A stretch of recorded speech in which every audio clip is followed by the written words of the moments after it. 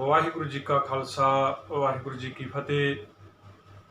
ਸੋ ਸਾਧ ਸੰਗਤ, ਅੱਜ ਦੇ ਇਤਿਹਾਸ ਪ੍ਰੋਗਰਾਮ ਦੇ ਵਿੱਚ ਅੱਜ 27 ਜੁਲਾਈ ਅੱਜ ਦਾ ਇਹ ਇਤਿਹਾਸ ਪ੍ਰੋਗਰਾਮ ਉਹਨਾਂ ਦੋ ਮਹਾਨ ਯੋਧਿਆਂ ਦੀ ਲਾਸਾਨੀ ਸ਼ਹਾਦਤ ਨੂੰ ਸਮਰਪਿਤ ਹੈ। ਇਤਿਹਾਸ ਗਵਾਹ ਹੈ ਕਿ ਸਾਡਿਆਂ ਬਜ਼ੁਰਗਾਂ ਦੇ ਸਿਰਾਂ ਤੇ ਉਹ ਦਿਨ ਵੀ ਆਏ ਜਦੋਂ ਸਾਡਿਆਂ ਬਜ਼ੁਰਗਾਂ ਦੇ ਸਿਰਾਂ ਦੇ ਮੁੱਲ ਪਏ ਔਰ ਉਹਨਾਂ ਸਮਿਆਂ ਦੇ ਵਿੱਚ ਸਾਡੇ ਬਜ਼ੁਰਗ ਜਿਹੜੇ ਸੀ ਸਮੇਂ ਦੀ ਨਜ਼ਾਕਤ ਨੂੰ ਸਮਝ ਕੇ ਜੰਗਲਾਂ ਬੇਲਿਆਂ ਦੇ ਵਿੱਚ ਚਲੇ ਗਏ ਔਰ ਆਪਣਾ ਸਮਾਂ ਜਿਹੜਾ ਸੀ ਲਗਾਤਾਰ ਤਕਰੀਬਨ 60-70 ਸਾਲ ਦਾ ਸਮਾਂ ਸਾਡੇ ਬਜ਼ੁਰਗਾਂ ਨੇ ਇਹਨਾਂ ਜੰਗਲਾਂ ਦੇ ਵਿੱਚ ਘੋੜਿਆਂ ਦੀਆਂ ਕਾਠੀਆਂ ਦੇ ਉੱਤੇ ਜਿਹੜਾ ਹੈ ਉਹ ਆਪਣਾ ਬਤੀਤ ਕੀਤਾ ਹੈ। ਪਰ ਇੱਕ ਚੀਜ਼ ਜ਼ਰੂਰ ਸੀ ਵੀ ਜਦੋਂ ਵੀ ਸਮਾਂ ਮਿਲੇ ਉਹ ਉਹਨਾਂ ਜੰਗਲਾਂ ਦੇ ਵਿੱਚੋਂ ਨਿਕਲ ਕੇ ਆਪਣੇ ਇਤਿਹਾਸਕ ਸਥਾਨਾਂ ਦੇ ਦਰਸ਼ਨ ਕਰਨ ਵਾਸਤੇ ਜ਼ਰੂਰ ਆਇਆ ਕਰਦੇ ਸਨ।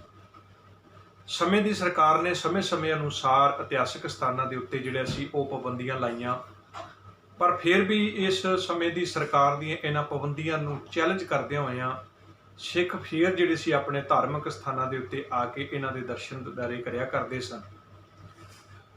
ਜਦੋਂ ਸਿੱਖਾਂ ਦੇ ਉੱਤੇ ਇਹ ਹੁਕਮ ਜਾਰੀ ਹੋਇਆ ਵੀ ਨਾਨਕ ਪ੍ਰਸਤਨ ਵਾ ਕਤਲ ਰਸਾਨਾ, ਤੇ ਉਸ ਤੋਂ ਬਾਅਦ ਜਿਹੜੇ ਆਮ ਚੌਧਰੀ ਜਿਹੜੇ ਸੀ ਉਹ ਪੈਸੇ ਦੀ ਲਾਲਚ ਦੇ ਵਿੱਚ, ਧਨ ਦੌਲਤ ਦੀ ਲਾਲਚ ਦੇ ਵਿੱਚ ਆ ਕੇ ਉਹ ਸਿੱਖਾਂ ਦੇ ਜਿਹੜੇ ਸੀ ਉਹ ਸਮਝ ਲਓ ਸਿਰਾਂ ਦੇ ਉਹਨਾਂ ਨੇ ਮੁੱਲ ਪਵਾ ਕੇ ਤੇ ਇਨਾਮ ਦੀ ਖਾਤਰ ਬੇਅੰਤ ਸਿੰਘ ਜਿਹੜੇ ਸੀ ਉਹਨਾਂ ਨੇ ਸ਼ਹੀਦ ਕਰਵਾ ਦਿੱਤੇ ਸਮੇਂ ਦੀਆਂ ਸਰਕਾਰਾਂ ਦੇ ਕੋਲ। ਇਹਨਾਂ ਹਾਲਾਤਾਂ ਦੇ ਵਿੱਚ ਆਮ ਤੌਰ ਤੇ ਇੱਕ ਗੱਲ ਜਿਹੜੀ ਸੀ ਉਹ ਪ੍ਰਚਲਿਤ ਹੋ ਗਈ ਵੀ ਹੁਣ ਪੰਜਾਬ ਦੀ ਧਰਤੀ ਤੇ ਜਿਹੜੇ ਸਿੱਖ ਨੇ ਉਹ ਤਕਰੀਬਨ ਖਤਮ ਹੋ ਗਏ ਨੇ।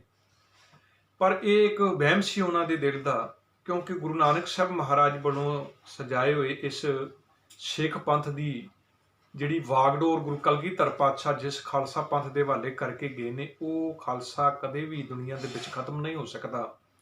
ਇੱਕ ਕਵੀ ਦੀ ਲਿਖਤ ਹੈ ਕਿ ਹਮ ਮਾਰਤੇ ਮੁੱਕ ਗਏ ਉਹ ਮੁੱਕੈ ਨਾ ਕਿਸੇ ਦਾਏ।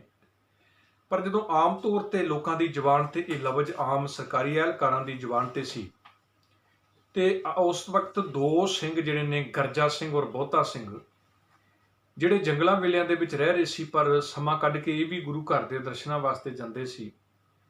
ਇਹਨਾਂ ਦੋਨਾਂ ਨੇ ਸਮਾਂ ਕੱਢ ਕੇ ਜਦੋਂ ਦਰਸ਼ਨ ਕਰਨ ਵਾਸਤੇ ਜਾ ਰਹੇ ਸੀ ਤੇ ਰਾਹ ਦੇ ਵਿੱਚ ਦੋ ਮੁਗਲ ਸਿਪਾਹੀ ਆਉਂਦੇ ਨੇ। ਜਦੋਂ ਉਹਨਾਂ ਦੀ ਪੈਰਾਂ ਦੀ ਆਵਾਜ਼, ਉਹਨਾਂ ਦੇ ਘੋੜਿਆਂ ਦੀ ਆਵਾਜ਼ ਆਉਂਦੀ ਹੈ, ਇਹ ਦੋਨੋਂ ਸਿੰਘ ਜਿਹੜੇ ਨੇ ਝਾੜੀਆਂ ਦੇ ਓਹਲੇ ਹੋ ਜਾਂਦੇ ਨੇ।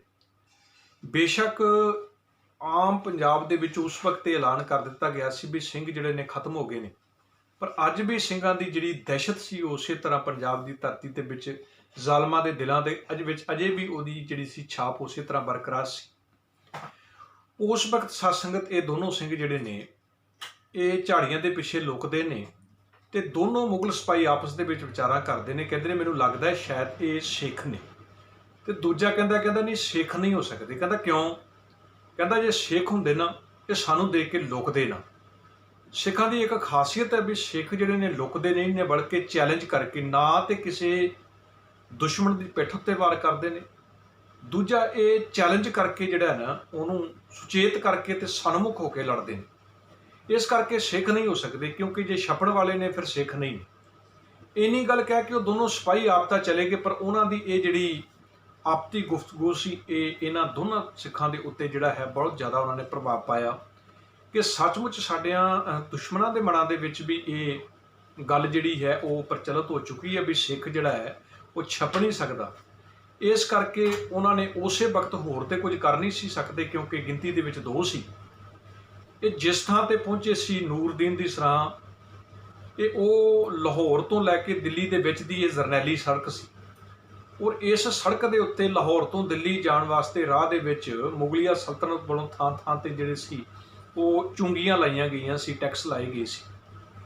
ਹੁਣ ਇਹਨਾਂ ਨੇ ਹੋਰ ਕੁਝ ਨਹੀਂ ਕੀਤਾ, ਉਸੇ ਜਰਨੈਲੀ ਸੜਕ ਦੇ ਉੱਤੇ ਨੂਰਦੀਨ ਦੀ ਸਰਾਂ ਦੇ ਉੱਤੇ ਜਿਹੜੀ ਇੱਕ ਚੁੰਗੀ ਲਾ ਦਿੱਤੀ ਔਰ ਇੱਕ ਡੰਡੇ ਦੇ ਉੱਤੇ ਕੱਪੜਾ ਬੰਨ੍ਹ ਕੇ ਤੇ ਇਹ ਦਾਅਵਾ ਕਰ ਦਿੱਤਾ ਵੀ ਇਸ ਤੋਂ ਅੱਗੇ ਖਾਲਸਾ ਰਾਜ ਜਿਹੜਾ ਹੈ ਉਹਦਾ ਇਲਾਕਾ, ਤੇ ਜਿਹੜਾ ਵੀ ਇੱਥੋਂ ਲੰਘੇਗਾ ਉਹਨਾਂ ਨੂੰ ਟੈਕਸ ਦੇਣਾ ਪਵੇਗਾ। ਗੱਡੇ ਨੂੰ ਜਿਹੜਾ ਸੀ ਇੱਕ ਕਾਨਾ ਲਾਤਾ, ਗੱਡੇ ਨੂੰ 1 ਟਕਾ ਜਿਹੜਾ ਸੀ ਟੈਕਸ ਲਾਤਾ। ਹੁਣ ਇਹ ਟੈਕਸ ਉਗਰਾਉਂਦਿਆਂ ਕਾਫੀ ਸਮਾਂ ਹੋ ਗਿਆ ਸੀ ਤੇ ਲਾਹੌਰ ਦੇ ਵਿੱਚ ਉਸ ਵਕਤ ਖਾਨ ਬਹਾਦਰ ਜ਼ਕਰੀਆ ਖਾਨ ਦਾ ਜਿਹੜਾ ਉੱਥੇ ਦਾ ਗਵਰਨਰ ਸੀ, ਇਹਨਾਂ ਨੂੰ ਪਤਾ ਸੀ ਵੀ ਜਦੋਂ ਅਸੀਂ ਟੈਕਸ ਉਗਰਾਵਾਂਗੇ, ਇਹ ਗੱਲ ਜਦੋਂ ਖਾਨ ਬਹਾਦਰ ਜ਼ਕਰੀਆ ਖਾਨ ਨੂੰ ਪਤਾ ਲੱਗੇਗੀ ਤੇ ਜ਼ਰੂਰ ਕੋਈ ਨਾ ਕੋਈ ਆਵੇਗਾ। ਪਰ ਕਾਫੀ ਸਮਾਂ ਬੀਤ ਗਿਆ, ਜਦੋਂ ਕੋਈ ਉਧਰੋਂ ਖਾਨ ਬਹਾਦਰ ਦੀ ਤਰਫੋਂ ਨਾ ਕੋਈ ਸੁਨੇਹਾ ਤੇ ਨਾ ਹੀ ਕੋਈ ਆਇਆ।